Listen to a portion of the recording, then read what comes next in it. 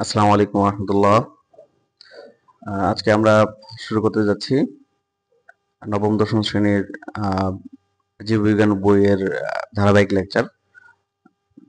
এই লেকচারগুলো এসএসসি 2026 ব্যাচকে কেন্দ্র করে, তাদের শর্ট সিলেবাসকে কেন্দ্র করে। যদি হচ্ছে আমরা যে যে চ্যাপ্টারগুলো কভার করবো সেটা সকল শ্রেণীর বা সকল সেশনের স্টুডেন্টদের জন্য প্রযোজ্য আর কি। আচ্ছা, তো হচ্ছে প্রথমে আমরা এসএসসি 2026-এর সিলেবাসটা বলে দিই। 2026-এ বায়োলজি সিলেবাসটা হচ্ছে আপনার, আমি এখানে দাগিয়ে রেখেছি যে এই চ্যাপ্টার গুলো আছে আপনাদের। তো হচ্ছে প্রথম চ্যাপ্টার, দ্বিতীয় চ্যাপ্টার, তৃতীয়, চতুর্থ, মানে প্রথম চারটা চ্যাপ্টারটা না, মানে এগুলো ফুল। তারপর হচ্ছে একাদশ, দ্বাদশ, ত্রয়োদশ, এই তিনটা চ্যাপ্টার। এই তিনটা চ্যাপ্টারের মধ্যে আপনার একাদশ চ্যাপ্টার যেটা আছে, একাদশ চ্যাপ্টারে আপনার মানে ফার্স্টের পার্টটা হচ্ছে আপনাদের সিলেবাসে আছে, কিন্তু শেষের পার্টটা আপনাদের সিলেবাসে নাই। তো হচ্ছে আপনার ফার্স্টের পার্টটা হচ্ছে আপনার উদ্ভিদ প্রজনন সম্পর্কিত, তো এটা আছে, কিন্তু শেষের পার্টটা হচ্ছে মানব প্রজনন সম্পর্কিত বা প্রাণীদের প্রজনন সম্পর্কিত, সেই পার্টটা আপনাদের দেওয়া হয়নি। এটা পরবর্তী সেশনে পাবে। তো আমরা লেকচারে এটা কভার করব, পরবর্তীতে কভার করব, মানে হচ্ছে এসসি 2026 বেছে যতটুকু আছে এখন আমরা সেটা কভার করব। পরবর্তীতে আমাদের যে প্লে লিস্টটা করা হবে ইউটিউবে, ওই প্লে লিস্টে হচ্ছে ধাপে ধাপে বা ভিডিও সিকোয়েন্স করে দেওয়া হবে, যাতে করে হচ্ছে পরবর্তী সেশনে যারা আছেন তারাও ঠিক মতো শিখতে পারেন। আচ্ছা, তো আমরা শুরু করি। আমাদের আজকে আলোচ্য বিষয় হলো যে আমাদের চ্যাপ্টার ওয়ান। প্রথম চ্যাপ্টার আমরা শিখবো আজকে। প্রথম চ্যাপ্টারটা এক ভিডিওতে পুরোটা কভার করা সম্ভব না, তো আমরা চেষ্টা করব যে তিনটা লেকচারের মধ্যে এটা কভার করার জন্য। তো আজকে আমাদের এই চ্যাপ্টার ওয়ানের প্রথম লেকচার, ঠিক আছে? তো আমাদের প্রথম অধ্যায়ের নাম হচ্ছে জীবন পাঠ। এটাতে, এই চ্যাপ্টারটাতে বেসিক্যালি হচ্ছে বায়োলজি জিনিসটা কি, তারপর হচ্ছে একদম বেসিক পার্ট যেটা আর কি, কিভাবে ক্লাসিফিকেশন করে, এই জিনিসগুলো হচ্ছে এখানে আলোচনা করা হয়েছে, ঠিক আছে? তো এখানে হচ্ছে জীববিজ্ঞান ধারণা ব্যাখ্যা করতে পারবেন, তারপর হচ্ছে শাখাগুলো বর্ণনা করা যাবে, শ্রেণীবিন্যাসের ধারণা শিখতে পারবেন, তারপর হচ্ছে প্রয়োজনীয়তা, মানে শ্রেণীবিন্যাসের প্রয়োজনীয়তা কি, শ্রেণীবিন্যাস সম্পর্কিত মানে শ্রেণীবিন্যাসের পদ্ধতি। এখানে অত বেশি নাই, ইন ডিটেলস নাই, মানে জাস্ট কিছু রুলস দেয়া আছে। দ্বিপদ নামকরণের গুরুত্ব, তারপর হচ্ছে আপনার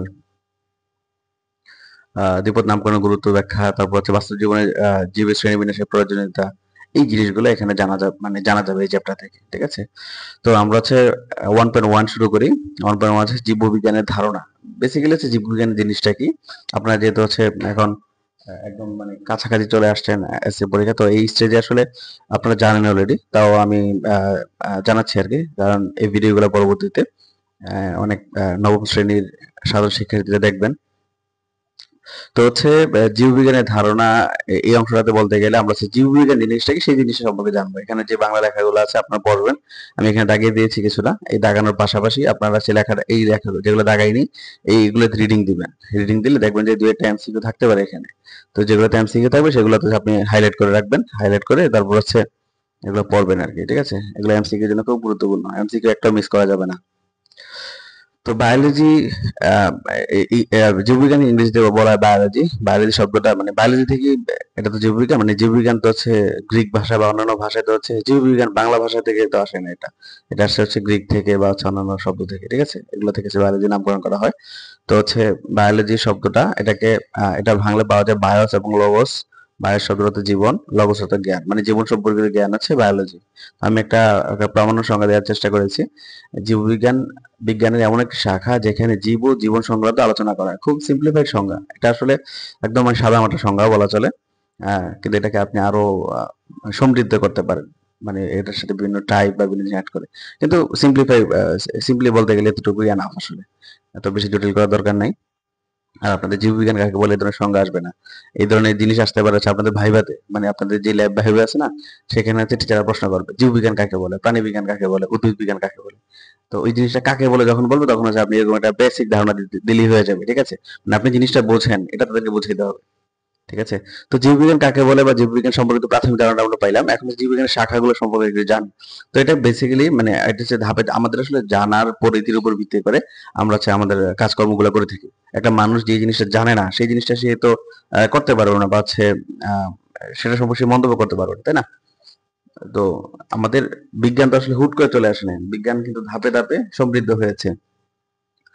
তো হচ্ছে প্রাথমিক পর্যায়ে বিজ্ঞানীগণ যারা ছিলেন বা হচ্ছে দার্শনিক যারা ছিলেন, বিজ্ঞান যারা চর্চা করতেন, তারা ভাবতেন যে হচ্ছে এটা হচ্ছে দুইটা ভাগ। একটা ভাগ হলো উদ্ভিদ বিজ্ঞান, আরেকটা হলো প্রাণী বিজ্ঞান। কিন্তু সময়ের সাথে সাথে দেখা গিয়েছে যে আসলে এটা এটা মানে উদ্ভিদ এবং প্রাণীর বাইরে আরো অন্যান্য জিনিস আছে, আর অন্যান্য প্রাণী বা অন্যান্য কিছু আছে যেগুলো আসলে এই দুটার মধ্যে ফেলা যায় না। মানে আরো কিছু আছে, মানে তাহলে হচ্ছে এগুলো বাদ পড়ে গেল। তো ওই জায়গা থেকে এটাকে অন্য দুইভাবে ভাগ করা হয়েছে: ভৌত বা মৌলিক জীববিজ্ঞান বা তাত্ত্বিক জীববিজ্ঞান, আর একটা হলো ফলিত বা অ্যাপ্লাইড জীববিজ্ঞান বা অ্যাপ্লাইড বায়োলজি। ঠিক আছে? ভৌত বা তাত্ত্বিক বা মৌলিক জীববিজ্ঞান যেটা, সেটা হলো যে থিওরিটিক্যাল জীববিজ্ঞান বলা চলে। মানে হচ্ছে কোন জিনিসটা কেন হয়, কাকে বলে, এই জাতীয় জিনিসগুলো, ঠিক আছে, সংজ্ঞায়িত করা টাইপ আর কি। আর ফলিত জীববিজ্ঞান যেটা, সেটা হলো যে আমাদের যে তত্ত্বীয় যে জ্ঞানগুলো আছে, সেই জ্ঞানগুলা মানুষের বা সমাজের প্রয়োজনে ব্যবহারিক যে বিজ্ঞান বা ব্যবহারিক যে দিকগুলো আছে ওই জিনিসগুলা। যেমন মেডিকেল সায়েন্স, মেডিকেল সায়েন্সের যে সার্জারি করা হয় বা হচ্ছে ভিন্ন রোগের ট্রিটমেন্ট করা হয়, এগুলো কিন্তু ব্যবহারিক দিক। ঠিক আছে? আর তত্ত্বীয় দিক কোনটা? মনে করেন যে আহ, যেমন কি বলা যায়, যেমন খোসপাচড়া বা বিভিন্ন অসুখ, আমাদের যে স্কিন ডিজিজ গুলো হয়, এগুলো তো হচ্ছে বিভিন্ন ছত্রাক, মানে ছত্রাকের জন্য হয় বা বিভিন্ন প্যারাসাইটের জন্য হয়, তাই না? বিভিন্ন জীবাণুর জন্য, মানে অণুজীবের জন্য তো হচ্ছে, তাই না?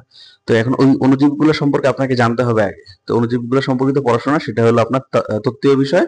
এবং এটার যে ট্রিটমেন্টটা বা হচ্ছে ট্রিটমেন্ট করার জন্য যে প্রসেস গুলো বা যা আছে, এগুলো হচ্ছে আপনাকে অ্যাপ্লাইড দিক। ঠিক আছে? বা হচ্ছে এই রোগের জন্য এই ট্রিটমেন্ট হবে, এটা অ্যাপ্লাইড দিক। সিম্পলিফাই, মানে সিম্পল ভাবে বুঝাইলাম আর কি। আচ্ছা, তো হচ্ছে এখানে ভৌত জীববিজ্ঞান এটাকে হচ্ছে নিচের এই ভাগগুলোতে ভাগ করা হয়েছে। অ্যাপ্লাইড জীববিজ্ঞানকেও আপনার হচ্ছে মানে ব্যবহারিক যেটা আর কি। পরে এটা কি সেকশন এটা? আচ্ছা, ফলিত, হ্যাঁ, বাংলা যে ফলিত, ফলিত জীববিজ্ঞানকেও আবার কিছু সেগমেন্টে ভাগ করেছে তারা। তো এগুলো সম্পর্কে আমরা হচ্ছে একটু জানার চেষ্টা করি। আমি একজনকে পড়াইছিলাম আর কি, সেজন্য একটা দাগ টাগ দেওয়া আছে। আর আপনাদের জন্য কিছু দাগ টাগ দিয়ে রাখছিলাম, কিন্তু হচ্ছে এই দেখেন নিচে আরো কিছু দাগ টাগ দেওয়া আছে, মানে এই যে বুঝাইতে যে হচ্ছে পড়াইছিলাম, মানে বুঝাইতে যে লিখছিলাম এগুলো। আচ্ছা যাক, দেখেন তো হচ্ছে এই অঙ্গসংস্থান বা মরফোলজি। মরফোলজি মানে হচ্ছে এটা হচ্ছে আপনার ভৌত জীববিজ্ঞান বা তত্ত্বীয় যে বিষয়গুলো আছে জীববিজ্ঞানের, সেই শাখাগুলোকে এটা শাখা হচ্ছে এগুলা মরফোলজি বা অঙ্গসংস্থান বিদ্যা। তো এটা হচ্ছে অঙ্গসংস্থান, মানে হচ্ছে আমাদের যে অঙ্গ আছে, যেমন হাত পা নাক মুখ এগুলা, ঠিক আছে? এগুলো হচ্ছে আমাদের অঙ্গ। তো এটাকে ইংলিশে বলে মরফোলজি। তো এটাকে আবার দুই ভাগে ভাগ করা যায়। একটা হচ্ছে বহি অঙ্গসংস্থান বা এক্সটার্নাল মরফোলজি, এটা বহি অঙ্গসংস্থান বা এক্সটার্নাল মরফোলজি। আরেকটা হলো যে অন্ত অঙ্গসংস্থান বা ইন্টারনাল মরফোলজি। ঠিক আছে? তো হচ্ছে এই দুই ব্যাপার। বহি অঙ্গসংস্থান কোনটা? এটা হলো যে দেহের বাইরের যে জিনিসগুলো, যেমন আমাদের হাত পা নাক মুখ এগুলা। অন্ত অঙ্গসংস্থান গুলা যেগুলো আমাদের দেহের মধ্যে আছে, যে অঙ্গগুলা, যেমন হচ্ছে লিভার কিডনি, ঠিক আছে, ফুসফুস এগুলা।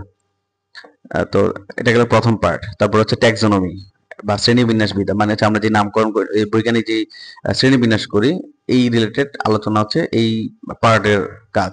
এটা কেন করি, এটা নিয়ে আসলে সামনে আলোচনা আছে, তাও আমি একটু বলি আর কি। এই জিনিসটা হচ্ছে শ্রেণীবিন্যাস আমাদের করার প্রয়োজন হয়, যাতে করে আমরা সহজেই জানতে পারি কোনো একটা, মানে কোনো একটা না, কোনো এক গুচ্ছ প্রাণী সম্পর্কে। মানে আমরা একটা তথ্য জানবো, কিন্তু হচ্ছে ওই কোন একটা ওই শ্রেণীর সকল প্রাণীর মধ্যে আমরা দেখবো এই তথ্যগুলো কমন। ঠিক আছে? তো আমরা একটা কিছু তথ্য জানার মধ্যে দিয়ে অনেকগুলো প্রাণী জানতে পারতেছি। ঠিক আছে? এটার উদ্দেশ্য এটা, মানে আমরা সহজ যাতে স্টাডি করতে পারি এবং জীববিজ্ঞান স্টাডি আমাদের যাতে সহজ হয়ে যায়, প্রাণীদের সম্পর্কে জানা যাতে সহজ হয়ে যায়, সেই জন্য হচ্ছে আপনার ট্যাক্সোনমি বা শ্রেণীবিন্যাস বিদ্যার জরুরি আর কি। ঠিক আছে? তারপর ফিজিওলজি, ফিজিওলজি বা শরীরবিদ্যা, শারীরবিদ্যা। এটা হচ্ছে আপনার আমাদের শরীরে বিভিন্ন জৈব রাসায়নিক কার্যক্রম চলে, যেমন শ্বসন, রেচন, সংশ্লেষণ। এখানে কোন ধরনের বিক্রিয়া ঘটে, রাসায়নিক যে দিকগুলো আছে, এই যে বিক্রিয়াগুলো হয় না, অথবা আবার হচ্ছে বিভিন্ন হরমোনাল যে ইস্যুগুলো থাকে, এই যে কন্ট্রোল, মানে কন্ট্রোলটা এখানে বেশি মুখ্য না, এটা হচ্ছে রাসায়নিক দিকগুলোই মুখ্য এখানে। ঠিক আছে? প্রাণীদের মধ্যে যে রাসায়নিক যে বিক্রিয়াগুলো ঘটে বিভিন্ন ইস্যুকে কেন্দ্র করে, যেমন হচ্ছে শ্বসনের জন্য, তারপর হচ্ছে রেচন বা সালোক সংশ্লেষণ, এগুলোকে কেন্দ্র করে, সেই জিনিসগুলো হচ্ছে ফিজিওলজির আলোচ্য বিষয়। হিস্টোলজি হচ্ছে আপনার এখানে টিস্যু সমূহের গঠন, বিন্যাস, কার্যাবলী আলোচনা করা হয়। টিস্যু হচ্ছে আপনার আপনারা হয়তো আপনার সামনে জানবেন, আপনাদের যদি চ্যাপ্টারটা থেকে থাকে আর কি। তো হচ্ছে টিস্যু হচ্ছে আপনার বিভিন্ন কোষের সমষ্টি, মানে হচ্ছে আমাদের আমাদের শরীরের গাঠনিক একক তো কোষ, তাই না? তো কোষগুলো হচ্ছে এক শরীরে এক এক অঙ্গে এক একভাবে বিন্যস্ত হয়। তো বিন্যাসের উপর ভিত্তি করে এক একটা অর্গানের স্ট্রাকচার এক এক রকম হয়। ঠিক আছে? যেমন আমাদের হার্টের যে টিস্যু হয়, টিস্যু বিন্যাস, হার্টের যদি আমরা প্রস্থচ্ছেদ করি, ঠিক আছে, মানে যদি হার্টের কিছু অংশ থেকে কেটে নিয়ে যাই, কেটে নিয়ে যে আমরা যখন মাইক্রোস্কোপের নিচে দেখবো, আমরা তখন দেখবো এটা এটা যেরকম দেখবো, কোষগুলো যেরকম দেখবো আমরা হচ্ছে কি বলে ফুসফুসের কোষগুলো সেম দেখবো না, অন্যান্য অর্গানের কোষগুলো সেম দেখবো না, এক একটা অর্গানের টিস্যুগুলো এক এক রকম। ঠিক আছে? তো এটা হচ্ছে হিস্টোলজির বিষয়। এটা হচ্ছে বেশিরভাগ লাগে হচ্ছে আপনার গবেষণা পারপাজে। যারা গবেষক তারা হচ্ছে মানে তাদের জন্য হিস্টোলজি এই ইস্যুগুলো অনেক জরুরি। তারা দেখে আরকি মানে বিভিন্ন কেমিক্যাল বা বিভিন্ন জিনিস প্রয়োগ করার পরে কি, কি চেঞ্জ আসলো ওই প্রাণীটার মধ্যে বা ওই টিস্যুটার মধ্যে, ওই জিনিসটা তারা লক্ষ্য করে। তারপর হচ্ছে এমব্রায়োলজি বা ভ্রূণবিদ্যা। এটা হচ্ছে ভ্রূণ সম্পর্কিত আলোচনা। তারপর হচ্ছে ভ্রূণ তো বোঝেন। আপনার হচ্ছে জনন কোষের মানে জনন কোষ দুইটার মিলনের পরে হচ্ছে আপনার জাইগোট তৈরি হয়। জাইগোট থেকে ভ্রূণের সৃষ্টি হয়। ভ্রূণ থেকে ধাপে ধাপে ধাপে আমরা মানুষ হই। ঠিক আছে? আমরা হচ্ছে মানে বাচ্চা হয়, তারপর ভূমিষ্ঠ হয়। মানে ধাপে ধাপে এগুলো হয়। ঠিক আছে? তো ভ্রূণ এটা খুব সূক্ষ্ম বিষয়। তো এই সম্পর্কিত আলোচনা হচ্ছে আপনার ভ্রূণবিদ্যার অংশ। তারপর হচ্ছে কোষবিদ্যা বা সাইটোলজি। সাইটোলজিতে হচ্ছে আপনার কোষ সম্পর্কিত আলোচনা করা হয়। তো হচ্ছে কোষ সম্পর্ক মানে কোষ তো বোঝেন বললাম যে জীবদের গাঠনিক একক হচ্ছে কোষ। কোষ আসলে এটা যে সূক্ষ্ম একক এরকম না। এটা গাঠনিক একটা একক। এর মধ্যেও কিন্তু আরো ভাগ আছে। এর মধ্যে অনেক কিছু আছে। কোষের মধ্যে বিভিন্ন উপাদান থাকে। যেমন cytoplasm, endoplasmic reticulum, ribosome, lysosome, আরো অনেক কিছু থাকে। Mitochondria, plastid. প্লাস্টিড হচ্ছে এগুলো উদ্ভিদ কোষের এগুলা। এটা প্রাণী কোষে থাকে না। তো এই জিনিসগুলো আরকি। তো এগুলো হচ্ছে এই সম্পর্কিত যত পড়াশোনা আছে বা যত আলোচনা আছে এগুলো সব হচ্ছে আপনার সাইটোলজি বা কোষবিদ্যার আলোচ্য বিষয়। তারপর হচ্ছে বংশগতিবিদ্যা বা জেনেটিক্স। এটা হচ্ছে জিন সম্পর্কে আলোচনা।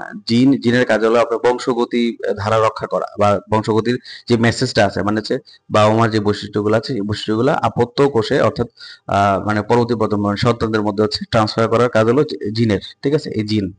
এটা কিন্তু হচ্ছে এই কোরআনে বর্ণিত জিন ওই জিন না। ঠিক আছে?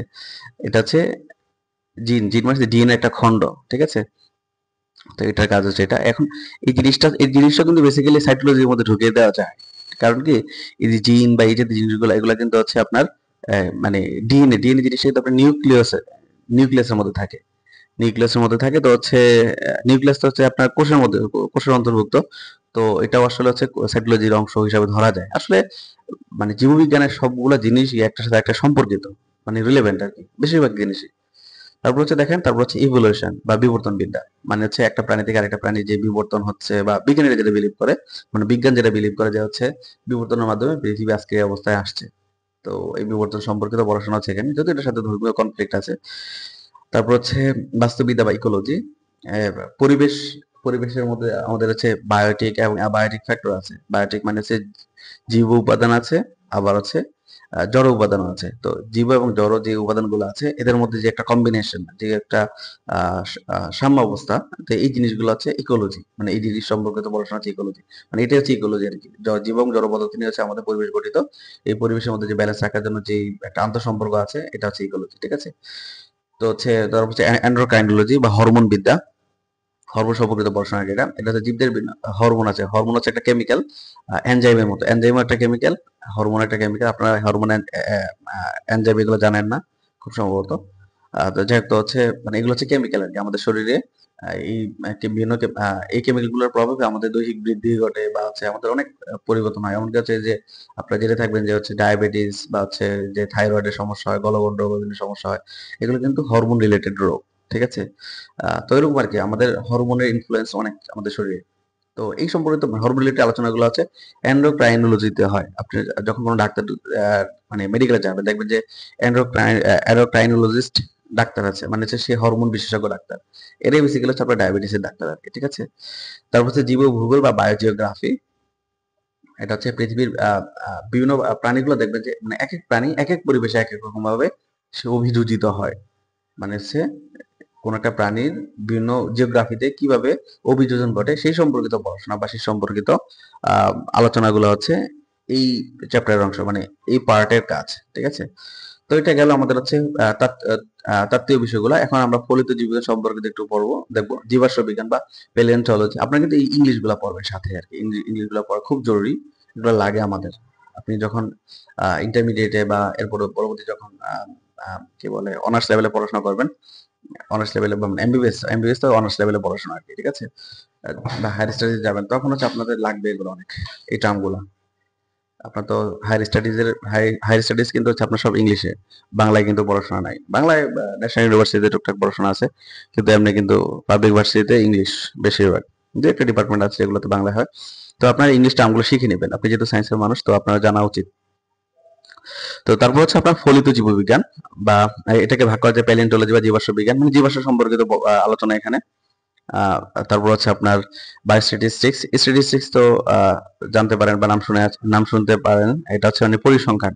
তো জীববিজ্ঞান রিলেটেড যে পরিসংখ্যানগুলো সেটাকে বলা হয় বায়োস্ট্যাটিস্টিক্স। তারপর হচ্ছে প্যারাসাইটোলজি। প্যারাসাইট মানে হচ্ছে আপনার পরজীবী।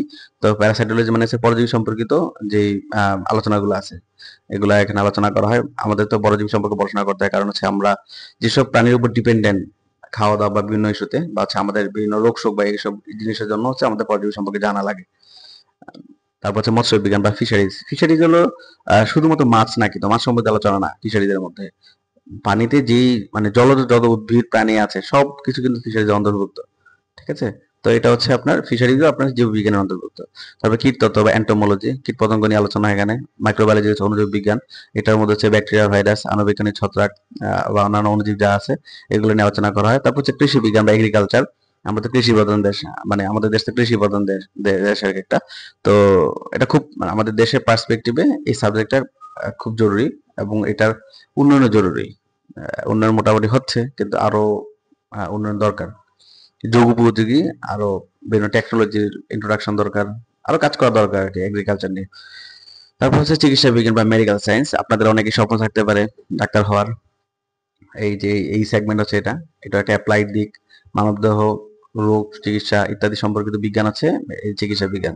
তারপর হচ্ছে জিন প্রযুক্তি বা জেনেটিক ইঞ্জিনিয়ারিং। এটা হচ্ছে আপনার যে আমরা যে জিন দেখেছিলাম না, জেনেটিক্স যেটা দেখেছিলাম, ওটা হচ্ছে অ্যাপ্লাইড পার্ট যেগুলো আছে সেই জিনিসগুলো জিন প্রযুক্তি সম্পর্কিত। এখানে বিভিন্ন টেকনোলজিক্যাল আসপেক্ট গুলো আছে, মানে হচ্ছে আপনার ওই যে ডিএনএ কাটাকাটি করবে, এই করবে, সেই করবে, হ্যান ত্যান এগুলো নিয়ে আরকি। বা হচ্ছে বিভিন্ন জিনিস ব্যবহার আরকি। আপনার হচ্ছে দেখা যায় ওই যেমন খরা সহিষ্ণু উদ্ভিদ তৈরি করা, যে উদ্ভিদটা মনে করেন যে আপনার আগে খরা সহ্য করতে পারতো না, তার মধ্যে হচ্ছে জেনেটিক ইঞ্জিনিয়ারিং এর মাধ্যমে এখন হচ্ছে ওই ধরনের মডিফিকেশন নিয়ে আসা, এরকম আরকি জিনিসগুলা। এটা হচ্ছে জেনেটিক ইঞ্জিনিয়ারিং এর কাজ। তারপর হচ্ছে প্রাণ রসায়ন বা বায়োকেমিস্ট্রি। এটা হচ্ছে বিভিন্ন ভার্সিটিতে, বড় বড় ভার্সিটি গুলাতে হচ্ছে আপনার একটা ডিপার্টমেন্টই আছে এগুলার। অনেকগুলো ডিপার্টমেন্ট আছে এখানে, যেগুলো পড়তেছি আমরা এগুলো অনেক ডিপার্টমেন্ট আছে কিন্তু। তো এটার কাজ হলো যে আপনার আমাদের যে বডির মধ্যে হচ্ছে বিভিন্ন বিক্রিয়াগুলো ঘটে বা বিভিন্ন কার্যপ্রণালী হয়, এগুলো নিয়ে পড়াশোনা করে তারা। তো এখানে হচ্ছে আপনার তার হচ্ছে বিভিন্ন ল্যাব ভিজিট দেখেন না, যে টেস্ট করে। ওই যে আমরা মানে ডাক্তারের কাছে গেলে ডাক্তার হচ্ছে বিভিন্ন টেস্ট দেয়, তাই না? ল্যাবে টেস্ট দিলে সেই টেস্ট গুলো যারা করে, যেসব সায়েন্টিস্টরা করে বা হচ্ছে যারা যেসব টেকনিশিয়ানরা করে, বেশিরভাগ হচ্ছে আপনার ওই বায়োকেমিস্ট্রি, মানে একজন বায়োকেমিস্ট এর আন্ডারে তারা কাজগুলো করে। ঠিক আছে? তো এটা গেল। তারপর হচ্ছে পরিবেশ বিজ্ঞান। পরিবেশ বিজ্ঞান হচ্ছে এনভায়রনমেন্টাল সায়েন্স। তো এটা হচ্ছে পরিবেশ সম্পর্কিত পড়াশোনা। মেরিন বায়োলজি হচ্ছে সমুদ্র জীববিজ্ঞান। এটা বেসিক্যালি ফিশারিজের অংশ বলা যায় আরকি। ফিশারিজ কিন্তু মানে স্বাদু পানি এবং সমুদ্র দুইটা নিয়ে কাজ করে। এটা হচ্ছে জাস্ট মেরিন নিয়ে কাজ করবে, মানে সমুদ্র নিয়ে কাজ করবে। বনবিজ্ঞান বা ফরেস্ট্রি, জীব প্রযুক্তি বা বায়োটেকনোলজি। এটার সাথে হচ্ছে আপনার জেনেটিক ইঞ্জিনিয়ারিং এর সম্পর্ক আছে, এগুলো কাছাকাছি।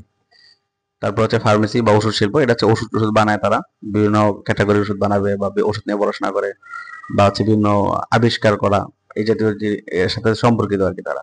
তারপর হচ্ছে বন্য প্রাণীবিদ্যা বা ওয়াইল্ড লাইফ। তারপর হচ্ছে বন্যপ্রাণী বিষয়ে কাজ করে বায়ো ইনফরমেটিক্স। এটা হচ্ছে কম্পিউটার প্রযুক্তি নির্ভর জীববিজ্ঞান ভিত্তিক তথ্য, যেমন ক্যান্সার বিশ্লেষণ বিষয়ক বিজ্ঞান। এটা হচ্ছে বেসিক্যালি কি আপনার হচ্ছে, যেমন আমি একটা উদাহরণ দিই বায়ো ইনফরমেটিক্স এর। আমরা হচ্ছে মনে করেন একটা স্যাম্পল পেয়েছি, যে কোনো একটা স্যাম্পল পেলাম কোনো একটা জায়গায়, যে হচ্ছে মনে করেন 10 গ্রাম স্যাম্পল, মনে করেন কোনো একটা মাংস, 10 গ্রাম মাংস পাইলাম। এখন হচ্ছে আমরা জানতে চাইলাম যে আসলে এটা কিসের মাংস, আমরা আইডেন্টিফাই করতে পারতেছি না। তো তখন কি করবো? এটা এটা হচ্ছে আমরা ল্যাবে পাঠিয়ে দেবো। ল্যাবে পাঠিয়ে হচ্ছে এটা সিকোয়েন্স বের করবো, এটা জিন সিকোয়েন্স, মানে ডিএনএ সিকোয়েন্সটা বের করবো। সিকোয়েন্সিং বলে এটাকে আমরা। তো এখানে স্যাম্পল প্রিপারেশন আরেকটা কাহিনী, আরো কাহিনী আছে। 10 গ্রাম আসলে পর্যাপ্ত কিনা দেখতে হবে, স্যাম্পলটা ভালো হইলে হয়তো বা হয়ে যাবে কাজ। যেহেতু হচ্ছে যদি আমরা সিকোয়েন্সিং করতে সমর্থ হই, যদি আমরা সম্ভব হয় সিকোয়েন্স করা, তাহলে হচ্ছে আমরা ওই সিকোয়েন্সটা নিয়ে আমরা যদি ইন্টারনেট একটা ইয়ে আছে, ওয়েবসাইট আছে, এটার নাম হচ্ছে বোল্ড সিস্টেম। তো বোল্ড সিস্টেমে যদি আমরা যে এই ডাটাগুলো বা যে সিকোয়েন্সটা পাই, সিকোয়েন্সটা কারো কিছু কাজ আছে, কাজ টাজ করে যে আমরা যে সার্চ দিই, তখন আমরা মানে ওইখানে ওই বোল্ড সিস্টেমের জিনিসগুলো কি, বোল্ড সিস্টেম হচ্ছে আপনার পৃথিবীর অলমোস্ট সব প্রাণীর মানে যতগুলো জানা আছে আর কি, অনেকগুলা জানা আছে কিন্তু কাজ চলমান আছে অ্যাড করার, মানে যত প্রাণী আছে মোটামুটি যারা তারা যা অ্যাড করেছে এখানে। তো ওই সব প্রাণীর হচ্ছে ডিএনএ সিকোয়েন্স দেয়া আছে। তো হচ্ছে এখানে আমরা যদি সার্চ দিই, সার্চ দিলে কি হবে, তাদের যে ডেটাবেজ আছে, ডেটাবেজের সাথে হচ্ছে আমরা আমাদের দেয়া ডেটাবেজের আমাদের যে তথ্য আছে এটার ম্যাচিং খুঁজে বের করার চেষ্টা করবে। ম্যাচিং খুঁজে তারা না, তারপর তারা দেখবে যে আসলে এটা কত পার্সেন্ট ম্যাচ হচ্ছে, কোন প্রাণীর সাথে সবচেয়ে বেশি ম্যাচ হচ্ছে। মানে আমাদের কিন্তু যেমন মানুষের সাথে কিন্তু বাঘের মিল থাকবে, কাছাকাছি থাকবে। মানুষের জিনের সাথে মানে ডিএনএর সাথে দেখা যায় বাঘের ডিএনএ 80% মিল আছে বা 70% মিল আছে, এরকম আর কি। ঠিক আছে, যেহেতু আমরা প্রায় আমরা হচ্ছে একই ক্লাসের, জীববিজ্ঞানের ভাষা আমরা একই ক্লাসের অন্তর্ভুক্ত। ঠিক আছে, তো তারপর হচ্ছে আপনার ওই মিল অমিল এগুলো অ্যানালাইসিস করে আমরা বুঝতে পারবো যে আসলে এটা কি মানুষের মাংস ছিল নাকি কোনো মাছের মাংস ছিল বা কোনো গরুর মাংস ছিল, কি ছিল না ছিল এটা। ঠিক আছে, এই জিনিসটা আমরা তখন আইডিয়া পাবো। তো এই জিনিসটা এরকম আর কি। আপনার বায়োইনফরমেটিক্স আসলে আরো অনেকভাবে ব্যবহার করা যায়। মানে আপনার প্রযুক্তিগত এবং হচ্ছে বায়োলজিক্যাল বায়োলজিক্যাল জ্ঞান, দুইটা জিনিসের কম্বিনেশন হচ্ছে আপনার বায়োইনফরমেটিক্স। ঠিক আছে, তো আজকের আলোচনা আমাদের এতটুকু পর্যন্ত ছিল। আপনারা পড়বেন, নেক্সট ক্লাসে আমরা আশা করি পরবর্তী বিষয়গুলা পড়তে পারবো, ইনশাআল্লাহ সুন্দরভাবে পড়তে পারবো। সাথে থাকুন। আল্লাহ হাফেজ।